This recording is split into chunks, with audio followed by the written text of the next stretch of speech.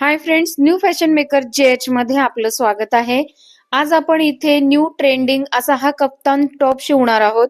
इथे तुम्हाला फॅब्रिक लागणार आहे 1.5 मीटर साधारणतः। एखादा स्टोल किंवा ओढणी जरी असेल तुमची ड्रेसवरची, त्यातही तुमचा हा टॉप अगदी सुंदर असा हा आणि पटकन रेडी होणार आहे। तर अशा पद्धतीने आपल्याला 4 फोल्ड करून फॅब्रिक अंथरून घ्यायचं आहे। इथे तुम्ही बघू शकता असं 4 फोल्ड अंथरल्यानंतर आपल्याला जितकी उंची हवी आहे तितकी उंची आपल्याला इथे घ्यायची आहे। त्यानंतर शोल्डर जितकं म्हणजे आता समजा इथे 40 ची चेस्ट आहे, तर त्या हिशोबाने मी इथे 7.5 शोल्डर घेते। मुंढा उतार सुद्धा 7.5 इंच आहे आणि म्हणजेच की आर्म होल 7.5 इंच आहे। त्यानंतर गळ्याची रुंदी मी इथे 2.5 इंच ठेवते। तुम्ही तुमच्या आवडीनुसार थोडीशी वाढवू शकता। गळ्याची उंची मी इथे 3.5 इंच ठेवणार आहे। बॅक आणि फ्रंटचा नेक मी एकाच वेळेस कट करते फ्रेंड्स। इथे तुम्ही बघू शकता अशा पद्धतीने नेक कट करून घ्यायचा आहे। त्यानंतर फॅब्रिकला आपल्याला जो फ्रंटचा नेक आहे तो थोडासा वाढवायचा असेल तर अशा पद्धतीने फोल्ड करून घ्यायचा आहे लांबीला। त्यानंतर मी इथे जस्ट एक कट देणार आहे फ्रेंड्स नेकला, बाकी आणखीन काहीच नाही करायचं आपल्याला इथे। इथे तुम्ही बघू शकता अशा पद्धतीने सुद्धा तुम्ही नेक वाढवू शकता। अगदी व्यवस्थित असं मधोमध कट मारायचा आहे आणि हा नेक आपण फ्रंटचा रेडी केलाय। पुन्हा जशी होती त्याचप्रमाणे आपल्याला घडी करून घ्यायची आहे। हे बघा अशा पद्धतीने ज्याप्रमाणे होतं त्याचप्रमाणे आपल्याला फोल्ड करून घ्यायचं आहे। आता माझ्याकडून हे साइड जो आहे तो उलटा झालेला आहे, तर हे बघा मी पुन्हा शोल्डर आणि मुंढा उतार टाकून घेते। अगदी व्यवस्थित असं हे फॅब्रिक ठेवून घ्यायचंय, अजिबात वर खाली नाही झालं पाहिजे।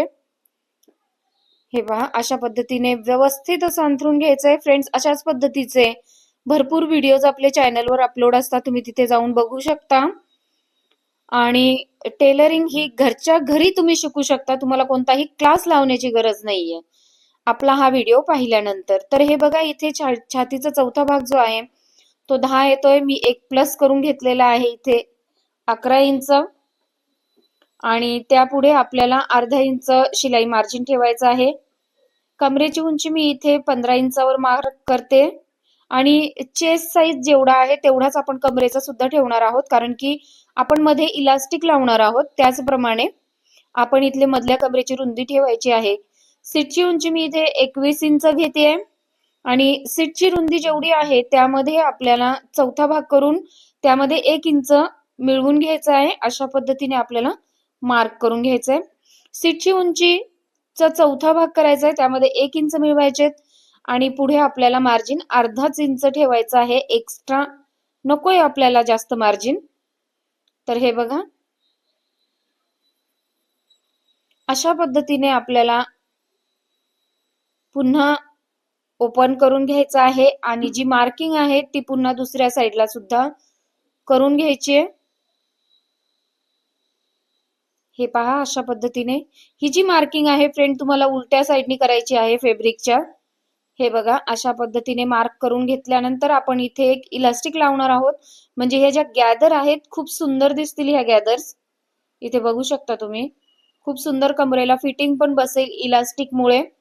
आता फ्रेंड्स आपण सगळ्यात आधी फ्रंटचा नेक रेडी करून घेऊयात। फ्रंट आणि बॅकचा नेक रेडी करून घ्यायचा आहे। तर मी अशा पद्धतीने याची पट्टी काढून घेते गळ्याची।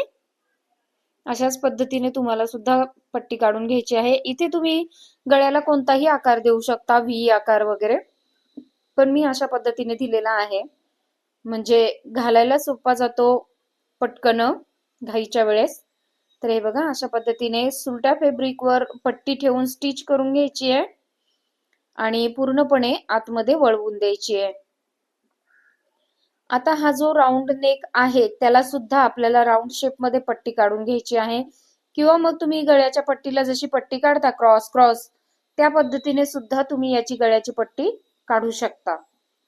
आता हे बघा मी अशा पद्धतीने याचा जो पूर्ण नेक आहे तो रेडी करून घेते। हे पहा अशाच पद्धतीने तुम्हाला देखील स्टिच करून घ्यायचंय।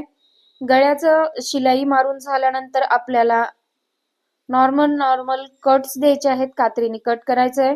म्हणजे जेव्हा गळा आपण पलटी करतो तेव्हा गळ्याची फिनिशिंग ही खूप छान दिसते. अगदी कुठेच गोळा वगैरे होत नाही गळा आणि खूप सुंदर अशी ह्याला फिनिशिंग येते. हे बघा इथे मी करून घेते, नॉर्मल कट देऊन घेते. फ्रेंड्स, असेच आपल्याकडे आपल्या सगळ्याच व्हिडिओमध्ये ट्रिक्स सांगितल्या जातात. व्हिडिओ न स्किप करता जर तुम्ही पाहिलात तर अगदी तुम्ही घर बसून सुद्धा व्यवस्थित असं शिलाई शिकू शकता. आता पूर्णपणे पट्टी आतमध्ये वळवून त्यावरती एक शिलाई मारून घ्यायची आहे 1/2 इंचाच्या अंतरावर. तुम्ही इथे हात शिलाई सुद्धा करू शकता, पण मी इथे टिपच मारून घेते. आता त्यानंतर काय करायचंय फ्रेंड्स, उलट्या साईडला थोडंसं डार्क करून घेते मी इथे. जे मार्किंग आपण कमरेचं केलेलं होतं स्ट्रेट लाईन मध्ये, त्याच ठिकाणी आता आपण इथे इलास्टिक लावणार आहोत कमरेला. हे बघा अशा पद्धतीने आपल्याला स्टिच करून घ्यायचंय. इलास्टिक थोडं ताणून घ्यायचंय फ्रेंड्स, म्हणजे फॅब्रिकला जे खालचं फॅब्रिक आहे त्याला गॅदर्स येतात आणि खूप सुंदर दिसतं ते गॅदर्स. इलास्टिक ओढून घ्यायचं आहे, थोडं ओढूनच लावायचंय. तर एका साईडचं लावून झाल्यानंतर आपल्याला दुसरी ही साईड जी आहे ती सुद्धा आपल्याला इलास्टिक लावून घ्यायचं आहे त्या ठिकाणी सुद्धा.